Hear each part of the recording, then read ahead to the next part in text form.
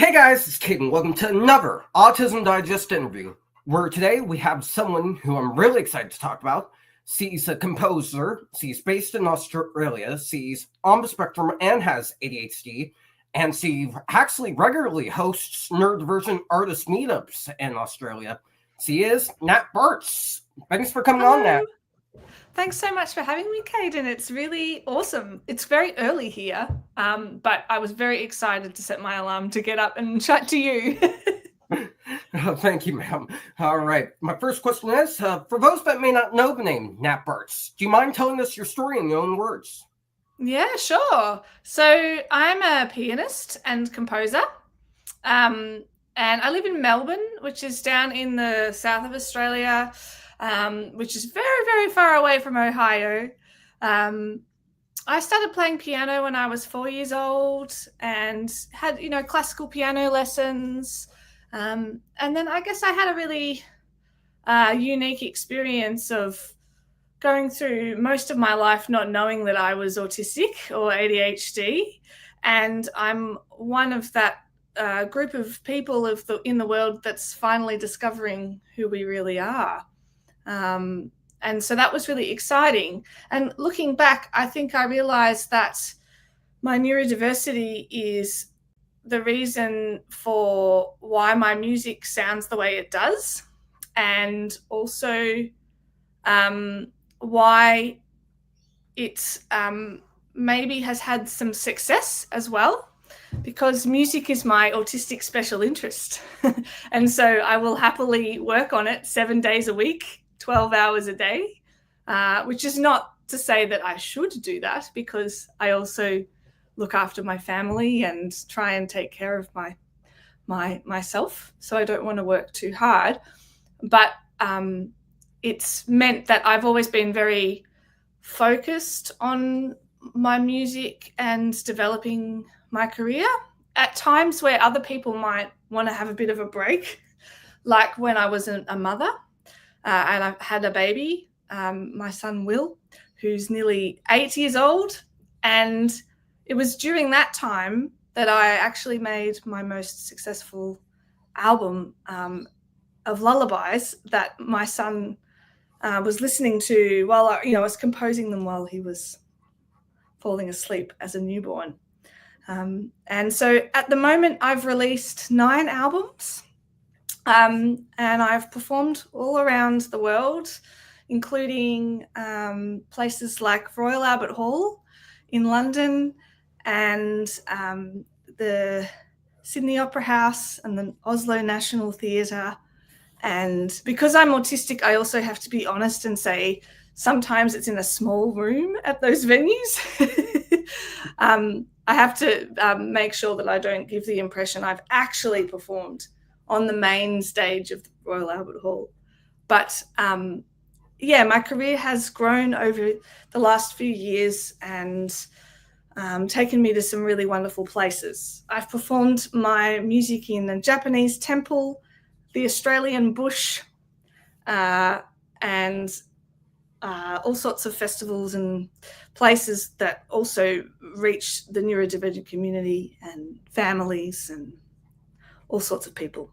I'm lucky that my music is sort of listened to by people from all different stages of life. I have babies and toddlers that love my music, and older people.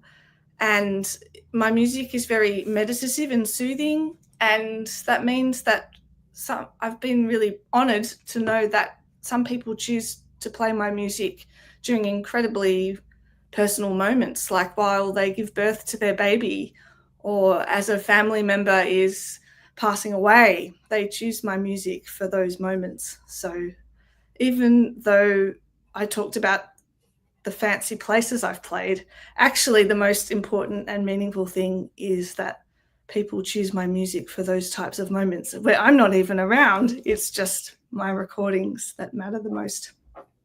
Oh, that's amazing. I was going to ask how autism helps you when you make music, but you answered that beautifully. You're focused on your music. You can work on it 7 days a week if you wanted to.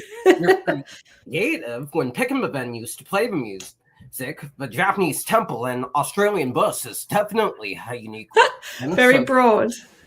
Yeah, so you definitely answered that other question beautifully. My next question for you is, you regularly host neurodivergent artist meetups, including one just recently, the first one to be specific. Do you mind telling us a bit more about that and how any artist in the world can get involved with your initiatives?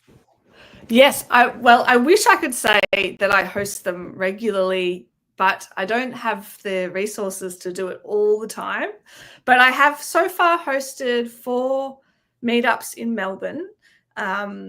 When I have the opportunity to find a venue that is suitable and have the time to run them. But I've got plans for some other ones coming up soon, actually.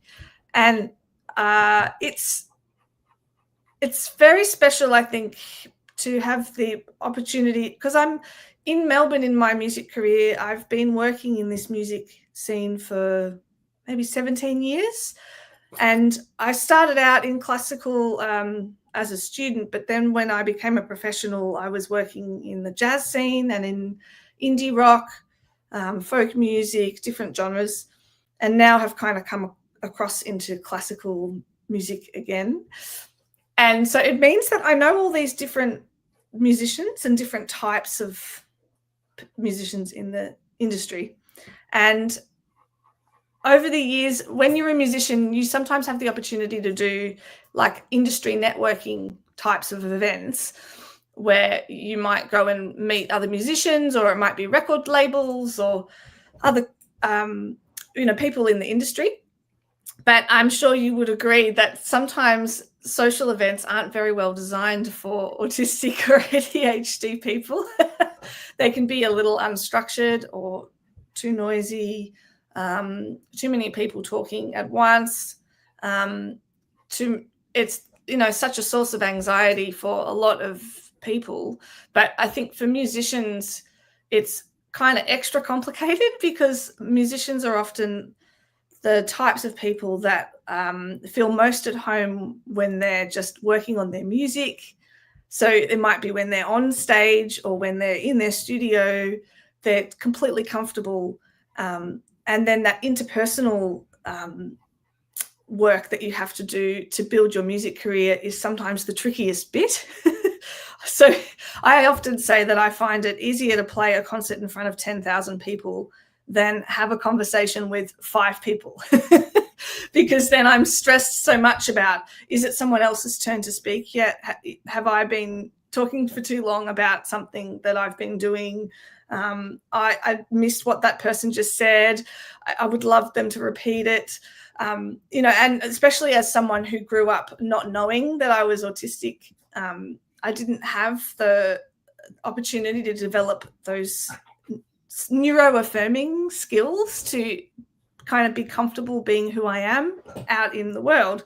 So I ended up, developing a really good style of performance, which means that I can perform on stage, but also when I'm off stage, I've always masked a lot. And so I thought, what would it be like if I designed a social event for musicians that is for musicians who hate social events? And what would I need to adjust to make that type of opportunity feel comfortable? So I had a bit of funding to host a few events. So step 1 was trying to find some venues that might have been suitable, where they might have had a place where you could have a quiet space. They might also just be acoustically not too noisy, because you know how sometimes you go into a restaurant or a bar and they might have concrete floors or something. So it's just way too noisy, even if you only ever had 5 people there. So we were trying to find these places that are accessible and low sensory. And then there's various different ways that you can be in the space. And then also basically planning for some sensory tools to be available. So I have fidgets on all the tables and mindful colouring. We have a craft corner, and you can bring your own project or just pick up something on the day. I do a social story with, hoping to make sure everybody can visualise where they're going and what the event's going to be like. And if I have the resources, I'll also try and do a walkthrough video. So I'll sort of introduce myself and guide everybody through the space, like what it will look like when they walk in through the entrance. And this is over here is going to be where the craft is, and this sort of thing. And my favourite bit is I've been putting conversation cards relating to music on all of the tables. So when you're standing there chatting to someone and then you're not quite sure what to say next, you can pick up a card and it might say something like, "Do you like Taylor Swift?" And then if you ask a musician that question, it'll inevitably lead to a whole bunch of different responses. And or it could be like, if you could play in any band that's ever existed in the world, which band would it be? And people go so deep. What's amazing is when you connect neurodivergent people with their special interest, like the depth of conversation is just so incredibly amazing. So they've been really special, and I'm planning some for later this year that might also even include an open mic night. So I don't know if you have this in the States, but it's like an opportunity for a musician to get up and kind of have a go, getting used to performing, or maybe they might be testing out some new songs or something like that. But again, open mics are very unstructured events. So usually I would be terrified to get up and perform at something like that because you don't know who's going to be performing on the night or how it's going to go. So I've got a little brains trust of neurodivergent musicians who are helping me kind of plan out what might be good to do to make an opportunity like that work a little bit better for neurodivergent musicians. So yeah, I hope that answers your question. I'm giving you very long-winded answers, but I reckon you understand. Okay. We actually do have open mic nights in the States. Yep. And fun fact, I actually performed at a few when I was young. Oh, cool. For fun. Oh, amazing. Kind of things. And how did you find it? It was through my special interest is music as well. And I've always been curious about open mic nights when I was a teenager. And whenever I would go visit my mom in New York, one thing I would always insist on doing is performing at an open mic night. One of my favorite open mic nights was at Cafe Lena's in Saratoga, New York, where Bob Dylan performed.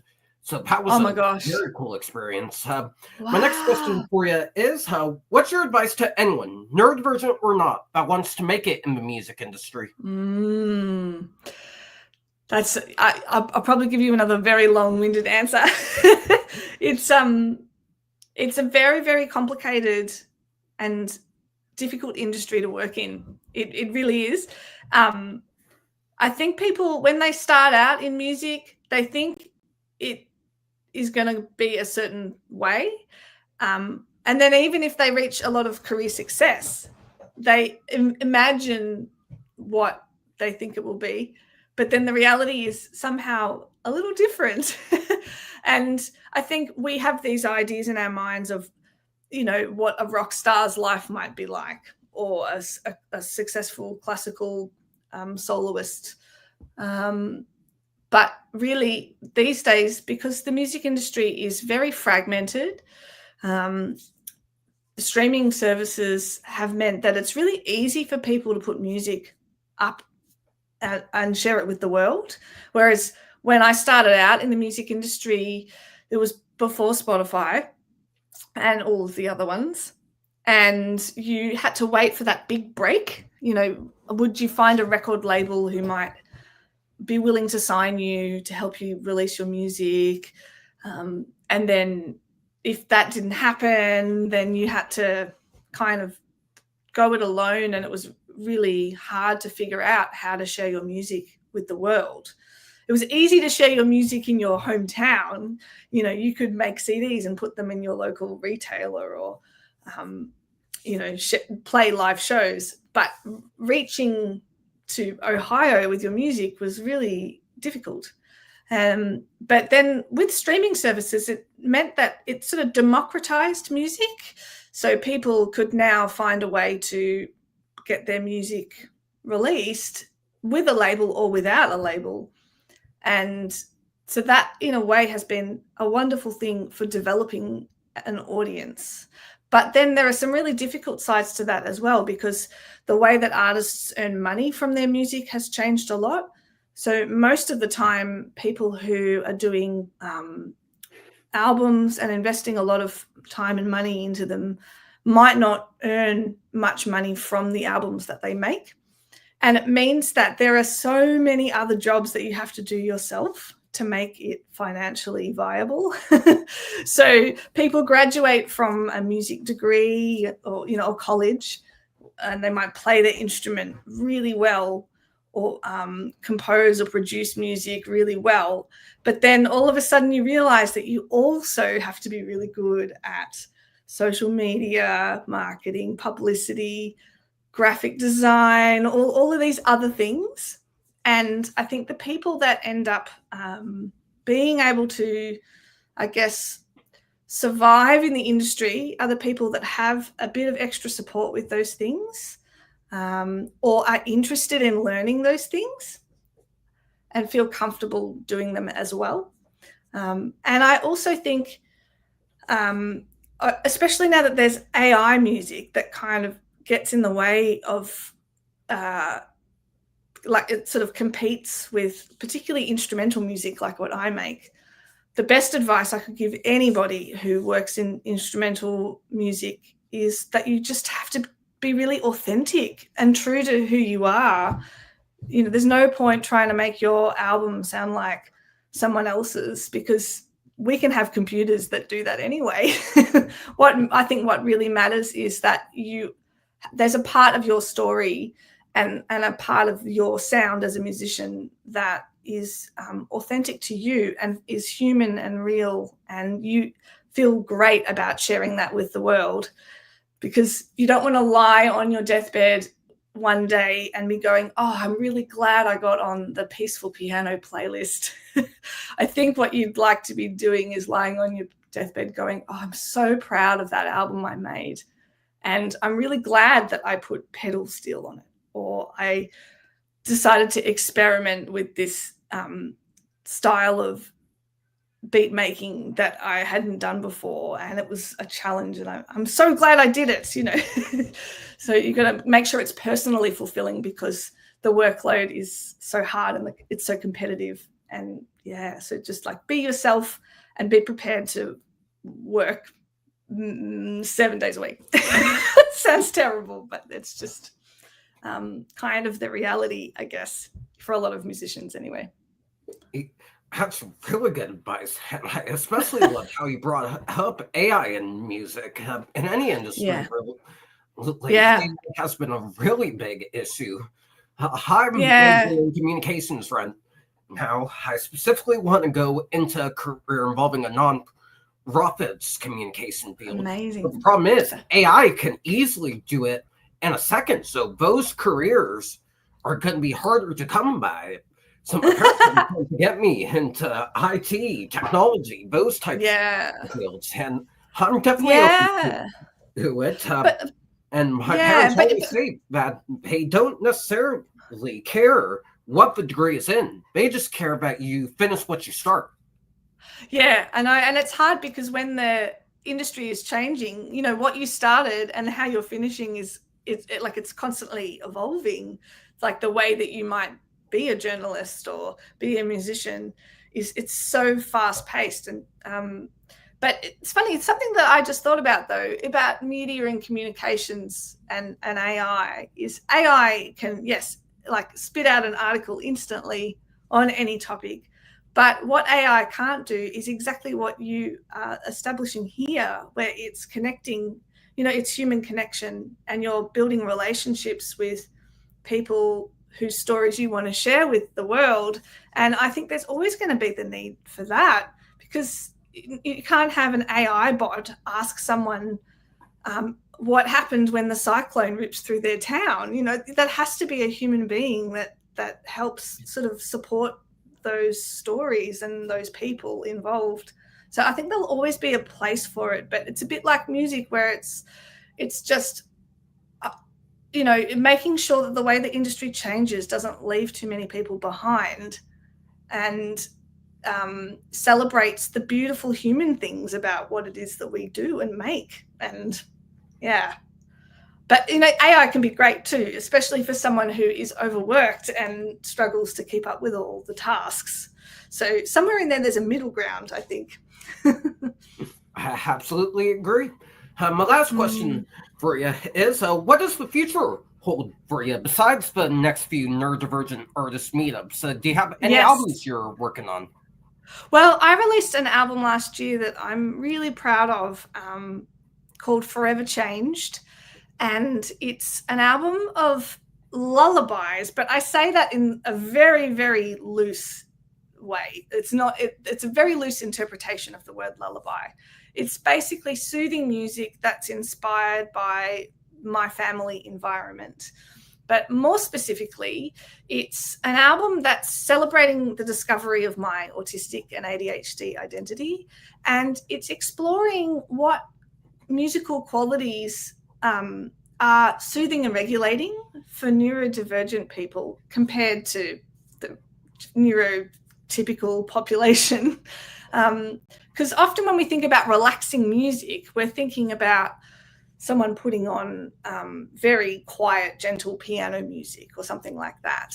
But of course, every person in the world has different preferences, and neurodivergent people have often a very unique set of sensory preferences. And I was really curious to wonder about what might be different if you were trying to make an album that was thinking about soothing neurodivergent brains and bodies instead of babies or something like lullabies would normally do. So I interviewed a lot of other neurodivergent people and also music therapists that work with autistic clients, and got a list of musical ideas. So it might be to do with like recording production, or it might be to do with composition. Just these different qualities that people seem to consistently say they loved about music. And I went away and made an album that was thinking about those things, as well as the types of things I love in music. And to summarize what that list is like, if you think about sensory seeking and stimming needs that autistic people often have, for some of us, we love bright colors and glitter and patterns and all of that really vivid stuff. So I decided to try and put that in music. So I sort of describe it as being like my first lullaby album, Forever and No Time at All, which is for babies, and it is very quiet and gentle. But Forever Changed has glitter on top of it. So it's got layers of strings and harp, synthesizers, heaps of ambient effects, the sound of birds, and it's mixed in Atmos, so in surround sound. So it's kind of like music that you can really soak into. And the first song's called Fizzy Feelings, and it's really busy and it's very textured. So it's kind of giving the listener the experience of trying to immerse themselves in music and kind of like help bring them back down to a more regulated state. Because if I'm dysregulated, I don't want to listen to quiet piano. I want to listen to Meshuggah or Floating Points, some really intense music. So it's kind of like that. And anyway, so I released that recently, and I've been doing relaxed performances of this music in in ways that are more accessible and inclusive for neurodivergent people as well. So you can come to a concert like that, and there's a social story to help you prepare. There's sensory beanbags and fidgets everywhere, and you can come anytime, leave if you need. move around, use your body, lie on the floor, dance, whatever you like. And so for a classical musician, that's quite unusual because normally we all have to sit, very still in our seats and not leave until the interval.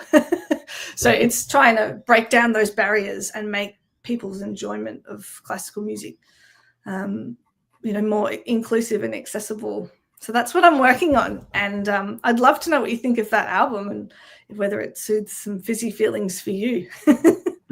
I'll absolutely have a listen. Anyway, that's going to be it for this interview, guys. Thank you so much to Nat for coming on and sharing your amazing work for the neurodivergent community. If you guys want to see more amazing interviews, be sure to like, comment, and subscribe to the Autism Digest channel. Stay tuned for our August issue that comes out next month. You can purchase that by going to autismdigest.com. And stay tuned for the audio of this video to be on the Spotify. Thank you guys so much for watching, and we'll see you in the next one.